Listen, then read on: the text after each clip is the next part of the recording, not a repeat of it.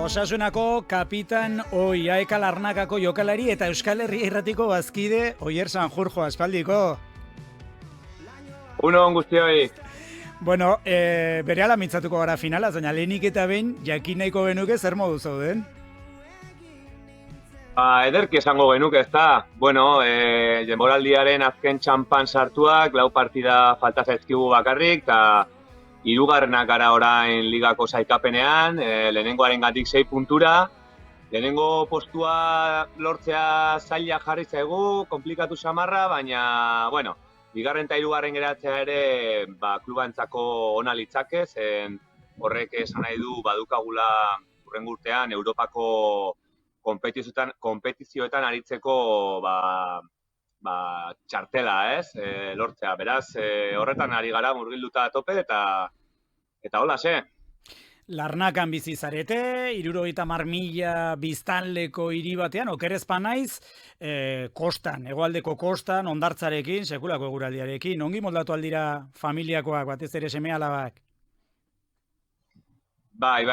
Hasieratikan, bueno, bai emaztea eta bai aurrak, seme-alabak gogotsu etorri ziren, bazekiten ere beraientzako aldaketa nabaria izango zela, ez bakarrik niretzako, eta beraiek asko lagundu didate prozesu honetan. Zeren beraien jarrera batez ere goraipatuko nuke, ez baita erresango buruko lagunak, familia eta egoera utzi eta ona etortzea, ez? Toki berri batetara, kultura berri bat gara, hizkuntza berri batekin, eta, bueno, aldez aurretik ere lana egin genuen, hori azaldu nahian, eta barneratuta zeukaten ona etorri zirenerako, jada, eta ondo mandute urtea, bai, primeran. Hizkuntza nola da kontua, okerezpa naiz, greziera eta turkiera ofizialak, ingelesa ere badarabilte, nola moldatzen ari zarete?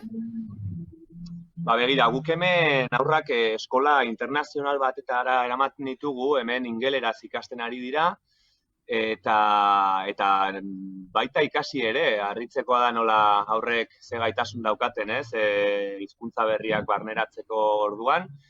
Eta egia da, Txipre herrialdea oso berezia dela politikoki beti toki estrategikoan baitago, Mediterraneoan, eta hemendikan zibilizazio pila pasatu da, eta gaur egun, ez dakizuen, baina turkoek 1994an okupatu egin zuten Txipreren 135% edo, lurrazaleraren 135%, eta goiko partea Turkiaren menpe dago, eta gainontzekoa greko-txipriota esan daiteke, grekeraz hitz egiten dute. Bai, eta horregatik da, Europako eskualderik militarizatuena, bigarrena Hego Euskal Herria. Horrutziko dugu datu horrelakoetan ezkara sartuko esan duzu, seme-alabak ongi moldatzen ari direla ingelesarekin, aita ere bai?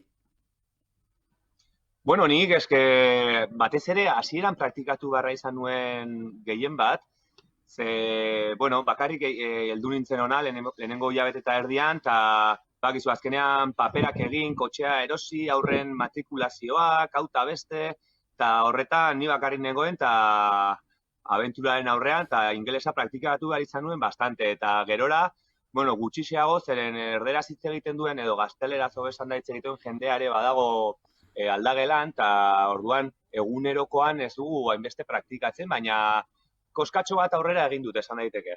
Ederki, posten gara, Eurooier bihurtu zara, horregatik, eta Europako txapelketaia guzia jokatu dizuzulako, ezta?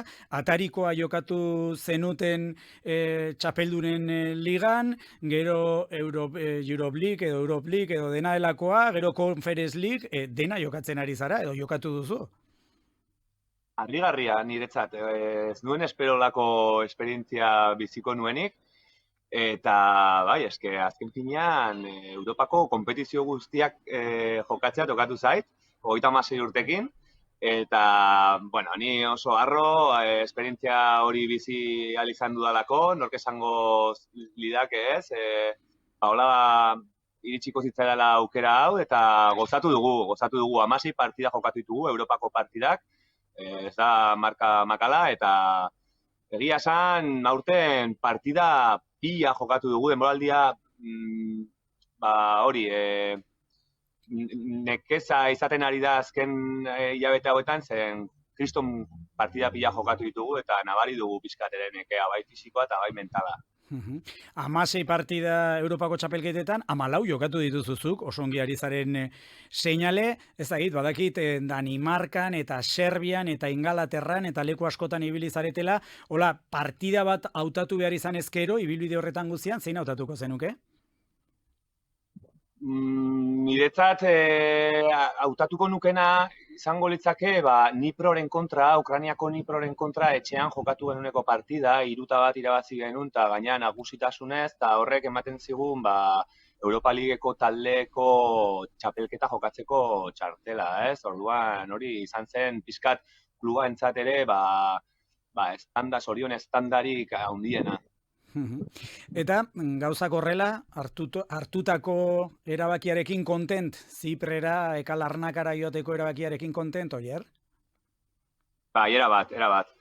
Esan dezaket, ez naizela batere damutzen, nik uste nuena, baina aberasgarriagoa ere izan da, edo izaten ari da, horrexegatik, beragatik, ez? Azkenean Europako txapelketa jokatzeko aukera izatea, esan nahi dut deportiboki, eta gero pertsonalki bai ikusten duelako nola aurrak eta emaztearentzat ere, ez bakarrik niretzat, aberasgarria izaten ari dela, beste gure txokotik ateratze honek badaukala motxilan esperientzia gehiago sartzeko aukera izatea, eta beti da aberasgarria hori.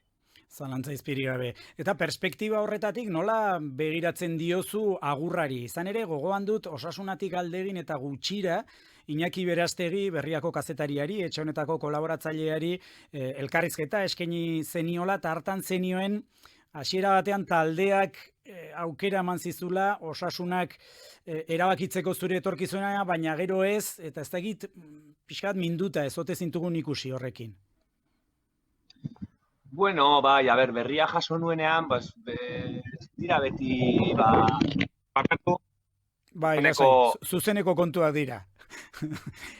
Esaten ari zinen berria jaso zenuelarik zaila izan zela, ezta?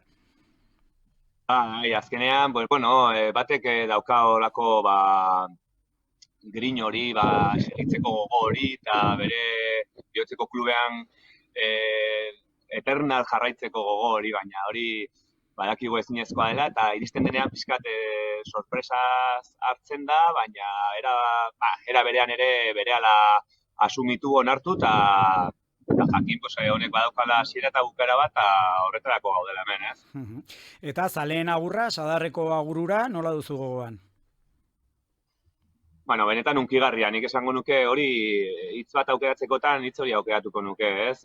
Azken finean, zuk pentsa, Osasuna klubak ez du sekula olako omenaldi agurrik egin inori, ez? Eta hori zerbait egin dudanaren seinale da. Baita ere beste garai batzutan gaudela badakit, eta olako gauzak ere beharrezkoak direla ere badakit, baina erabat eskertuta eta hemendik aurrerantzean datozenei ere olako goraipenak edo omenaldiak egitea polita izaten da, ez? Dena eman dudanaren seinale, ez? Opari moduan. Eta handik segitzen zara Osasunaren denboraldia, partidak ikusten aldituzu? Ikusten ari naiz, baina ez nahi nituzkenak adina, bezain beste, badakizu, zuek ere badakizu eta pairatzen ari zarete, Osasuna zaleok zaretenak, ordutegi aldetik eta nolako goraberak dauden, ez, ligan, eta hemen ere ordu bat gehiago daukagu, hango ordutegiarekin konparatuta, eta askotan hemen 10 denean partida, hemen 11etan, berandu egiten zait partida ikusteko, zen hemen ere lehenago doa bizitza, goizago esnatzen gara, eta orduan batzuk galdu ditut, baina orokorrean saiatu naiz jarraitzen, noski. San Mameseko itzulerako partida, final erdietakoa ikusi altzen nuen? Noski, horretan ez nuen utxik egin, bai. Ni oroitu nintzen, partidaren hasieran gainera, pandemiaren aurreko azken partida, Osasunarena, San Mamesen izan zela, eta zu gola egin zenula. Bai, nik hori oso gogoan daukat. Oroitzen ez gainera, justo pandemia aurretikako partida izan zela, edo bi partida lehenago, eta puntu premia genuen, eta izan zen, oxigeno eman zigun 3 puntuak, ez? Beste modu batean ja hartu genuen liga bukaera 3 puntu horiekin, gainera gola sartzeko aukera hori izateanik, kapitainak, Samamesen, magia puntu hori ere izan zuen. Eta zer sentitu zenuen Pablo Ibañezek, arrobiko jokalari batek, garaipenaren gola, 18 urteren buruan Osasuna finalera sailkatzen zuen gola sartu zuelarik? Pentsatu nuena izan zen, bere azalean egongo banintz, zenolako sentipenak izango zituen, ez? Kristona izango zen momentu hori, eta ez bakarrik momentu hori baizik, eta behin ere barneratuta bera izan dela gola egin duena, eta finalerako txartela lortzeko balio izan duen gola egin duena, eta hurrengo gunetako hori dastatzea, eta kriston polita izango litzake berarentzat, baina egia da momentuan harridurarekin ere jaso nuela gola, ze ez nuen espero Osasunak gola sartuko zuenik, ze Athletic egia esan hobekiago ibili zen partida hartan, aukera gehiago izan zituen, eta ez nuen espero Osasunak luzapenean gola sartuko zuenik. Eta finalera begira nola dakusazu, taldea? Bueno, nik uste ez dela inor harrituko Madrid favoritoa dela esaten dudanean, ez? Hori horrela da, azken finean beraiek potentzialki talde askozaz ere sendoago dute, prestatuago daude batez ere olako mota honetako partida jokatzera, ez? Finalak, egia esan kopako txapelketan azken aldian ez dute arrakasta handirik izan, baina, bueno, finalak eta jokatzen arituak dira. Beraz, alde horretatik badute olako abantaila txiki bat, ez? Baina ikusten nahi naiz nola Osasunari den konpetitzen azken partidan, eta gusto ematen du, ez dituzte gauzak, zail jarriko dizkiote esan da Madrileri, eta nor daki azken finean, 80 edo 120 minututan, gauza mordoa gertatu daiteke. Zer gomendatuko zenieke, entzuten ari badira, taldeko euskaldunak, Aitor Atezaina, eta Moncayola, eta besteak, zer esan zenieket? Nire iritzi humila nahi badute, ze, bueno, esperientziarik olako finalak jokatzen, ez? Beraz, ezin diet nik ere gomendio horik edo aholku handirik eman, baina esango niekena da, egun hauetan jasaten edo jasotzen hobesan da ari diren zarata guztiak, urduritasuna, tentsio puntu hori ere, alik eta ongien kudeatu dezatela, erresa da esaten, baina alik eta lasaien atera daitezela berdegunera, eta fokalizatuak, ez, kontzentratuak egin behar duten lanean, eta horrekin, seguro, aurre egingo diotela Madrid handi honi, ez. Dena dela, finalaz pixkatarago fokoa pixka zabalduta, zenbat azten ari den Osasuna azken urteotan, ez da? Garapena itzela izaten ari da, ez, eta horrek ere, pixkat bularra puzten dugu protagonistak izan garen hori ere, ze hola ikustea, ez, horren osasuntxu, nik uste dut topea jo ez dut esango, ze gauza gehiago ere egin daitezke, ez, baina ikuste dut garapen honen saria dela, ez, larun bat honetako finala jokatu alizatea, eta erabat, hori, arro eta pozik horrekin. Non ikusiko duzu, eta norekin? Beitu, hemen badaukagu ere Euskal Herriko laguna daukatze taldean, Mikel González, arrasatearra, eta erarekin ere harreman oso ona eta berezia lortu dut, eta guk partida daukagu hemengo 7, beraz, arbitroak pitatu ezain pronto, aldagelara joango naiz, gauzak azkar egin, eta etxealdera joango naiz, berarekin ikusiko dut, partidaz gozatu nahi dut, lasai, futbola ikusi eta partidua ere dastatu. Ederki, okerrezpa naiz, 37 urte egin behar dituzu aurki, ez da, maiatzean egite dituzu urteak? Bai, noski, 25-ean. 25-ean hori da. Eta 37 urterekin, zein asmo, datorren denboraldirako? Bueno, ez dizuet spoiler egingo, baina esango dut Laster jakingo duzuela nire berri. Laster argituko duzuela zer eginen duzun. Horixe. Edo berri gertuagotik jasoko dugu. nahi duzuen moduan. Hor utziko dugu kontua. Emaguzu inbidia, ze plan daukazu, izan ere, badakiten gaur festa eguna duzuela, sekulako eguraldia daukazuela, badakusat, beraz, ondartzara, onora?